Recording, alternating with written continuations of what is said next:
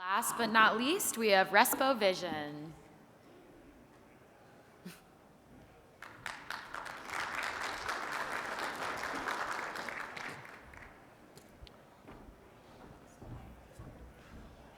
Hi everyone, I'm Pavel Osterreicher. I'm CEO and co-founder of ReSpo.Vision. ReSpo.Vision does 3D optical player tracking, which essentially means we leverage AI and computer vision to create a digital twin of real-life sporting events. I'm going to show you how.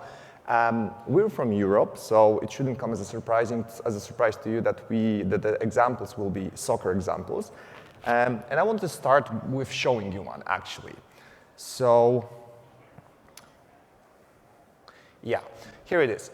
So we do accurate 3D player body detection so that we can recreate any real-life event, like this World Cup game, into a virtual environment using Unreal 5 engine.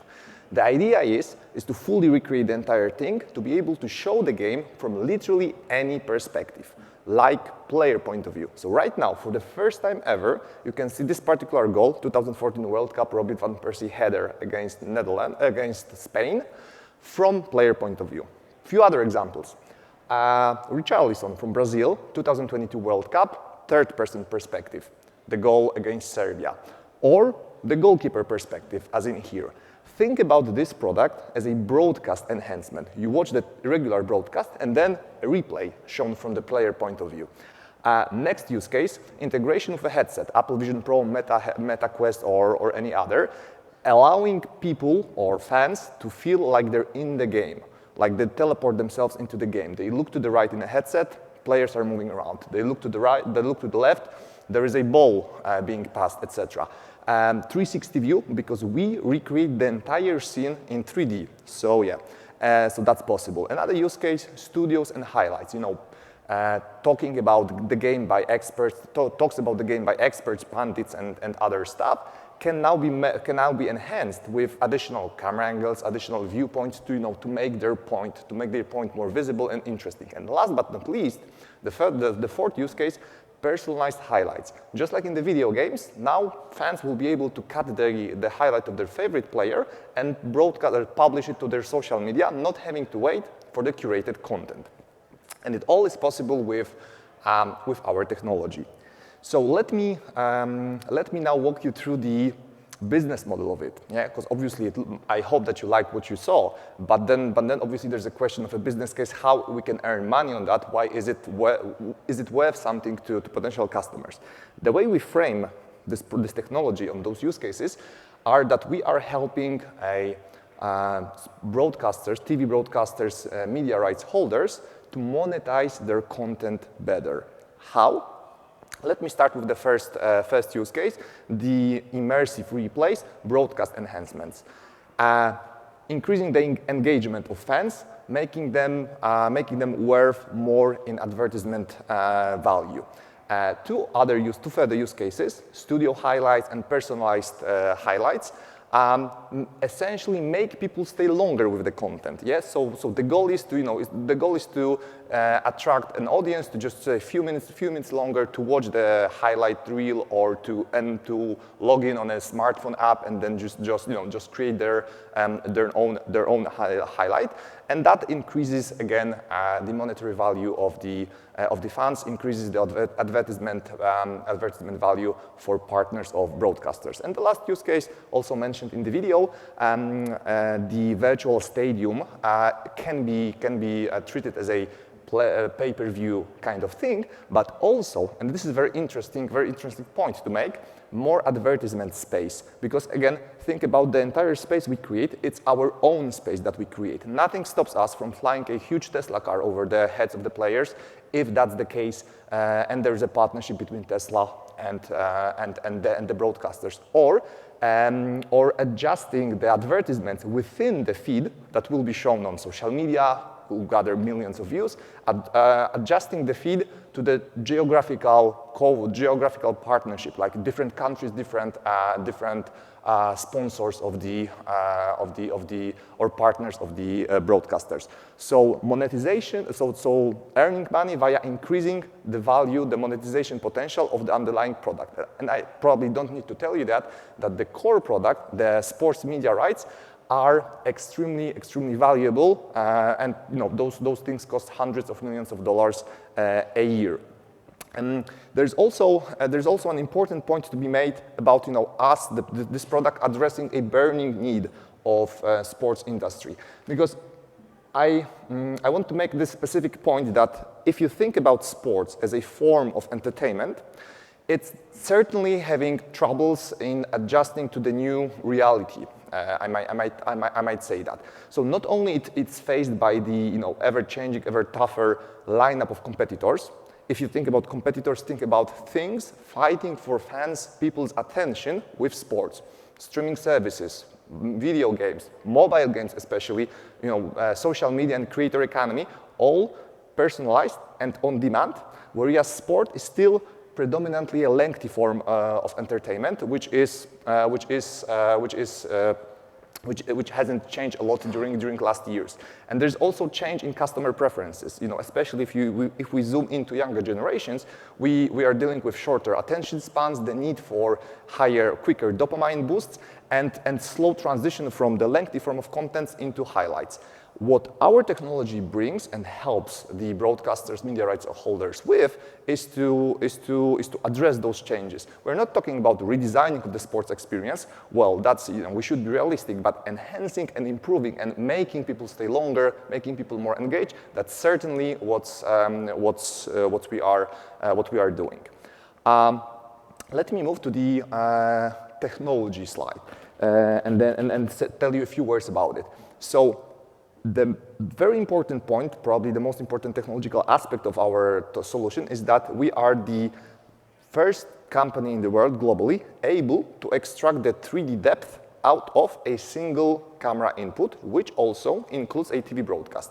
That is extremely important because it means that the scalability is extremely high. We don't need to install any multiple camera setup on particular stadium. We don't need to incur the costs of such setups. We don't need to maintain it. We just need to have an access to a TV broadcast. And essentially every game which is somewhat important globally is already broadcasted in TV. That makes our solution fully scalable globally. And again, obviously that makes it more difficult from the technological standpoint, but fortunately we've already solved that issue. What is a unique challenge that we actually solve is this specifically point number 3, which is extracting the 3D depth, what we can call a skeletal tracking, from what inherently is a two-dimensional input. Yeah, well, the video is a two-dimensional input. So we use a combination of the deep learning algorithms, computer vision deep learning algorithms, optical calculations, and mathematical calculations to convert the pixel differences into a metric differences in 3D.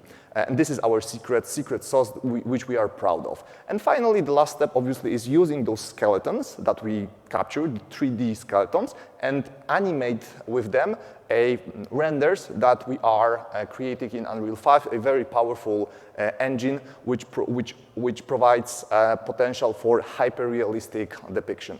What you guys see here is not yet hyper-realistic, but Unreal 5 fortunately has that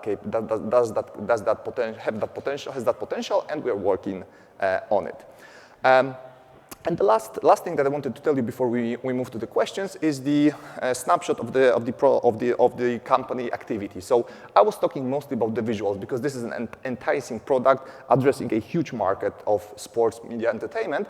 But if you think about it, an essential part of being able to create the visuals, the 3D data generation, also allows us to sell the data itself. And we are already doing that with huge success. We have a number of customers all around the industry, including players, data companies such as StatsPerform or Infinite Athlete, and a number of high-profile clubs, federations, and leagues, like, for instance, Chelsea. We can sell the data either as a raw data, if the organization has data manipulation capability and wants to create their own models, their own proprietary tools, we just ship the data as we acquire it. Perfect product for us, but of course, not everyone is that capable. So we also have a process data product, which we call game reports, which is essentially the raw data, the coordinates of body parts and the ball turned into a digestible form, which is, things like physical metrics, acceleration, speed,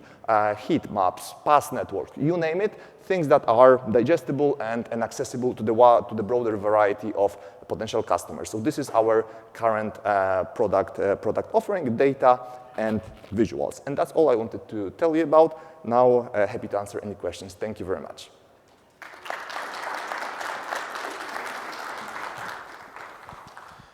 Is your competition, to some extent, is it actually some of those 3D or 360 camera solutions? Or is it actually potentially, when you talk about the data feed, et cetera, actually GPS systems over time? In other words, you can sell the data in totally different market segments, right? Yeah, that's correct. And not directly, I would say. 360 camera solutions.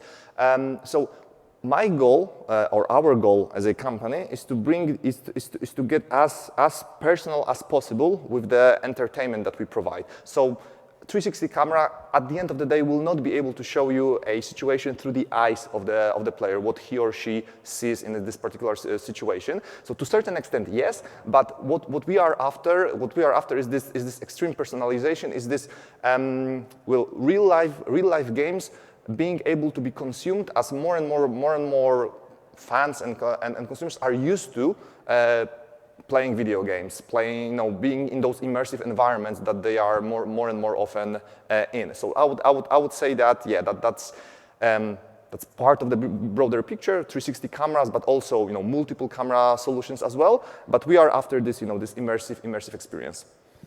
And what's the status of the product today? Is it actually built? And does it do this in real time? For some of the fan-based kind of social media sharing, if it's too long of a delay, it won't work, right? Yeah. So what's the status of the product today, and what is the price point of it? Yeah, sure. So let me begin with that. What you've seen as a demo, etc. It's probably the first thing in the world, like in that sense, hyper-realistic. There has been attempts in American football, but more in a cartoonish kind of environment. So the realistic real-life depictions are probably the first in the world. Having said that, the product is built. We already have customers for that. It is not yet live in a sense that we can just process the game as it goes. We work on that. It's gonna take us a number of months, basically, of parallelizing those heavy compute algorithms. But it's certainly possible, because the most difficult part is actually acquiring the 3D data accurately. So we're feeling pretty confident about it. What we are offering right now are products which are decoupled from the live setup. So think about the best goals from particular tournaments, or like past editions of those tournaments, or the iconic moments, etc., etc. Yeah. So, two-part question. One, do you need a direct feed from the broadcast, or can you scrape that off of any video that you get? And then, coupling on that, how does the industry view this product vis-a-vis broadcast rights and exclusivities? Yeah, awesome. Thank you for asking that. That's actually a very important part of the business model. Yes, we can scrape or essentially utilize either the broadcast as it appears in TV, or as it sometimes called a program feed, etc., which is like a raw broadcast before it's being adjusted to a TV audiences. So yeah, we can do both. We can also do pano cameras, like and with a wider viewpoint, or tactical cameras, which in sports are basically cameras that follow the play a little bit, but they are also a little bit more wide lens. So a number of different viewpoints or camera setups are possible for us. We want to be camera agnostic. So our general idea is that we get the feed and we just process it. No strings attached. As to your second question, we solve this potential conundrum by basically catering to the ones that own the media rights holders and owners, so that we are working within the environment, within the media rights environment, not infringing any rights. And this is also a perfect model for us, because, well, those are the ones who own the distribution network. So basically, the best way to reach the audiences with our technology and product. Very cool demo, very cool to see. I guess a couple questions. First one is, does this have to be at the highest quality of broadcast feed, or can it be any type of video feed? Like what's the quality input that you need to create that output? Full HD.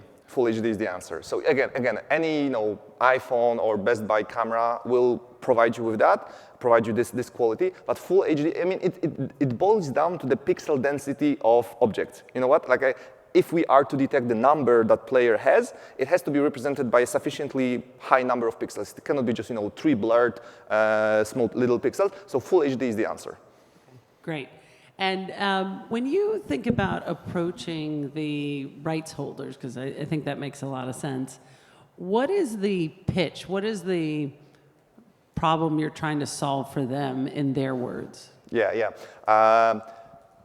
The pitch is the following. Okay, so you bought those rights to this tournament or to this league for hundreds of millions of dollars. Now you're tasked, specifically your advertisement team or sales team are tasked with selling this or earning this hundreds of millions of dollars plus on this product. Let us help you with that. Let us provide you with the tools that can enhance the viewership time, viewership engagement, but also provide additional advertising space that you can use in the negotiations with your customers, being the companies that want to advertise. So definitely we want to be at the point of the most relevance for them, not just like an innovative gimmick that maybe let's test it, let's put it somewhere. No, like let's help them monetize the content.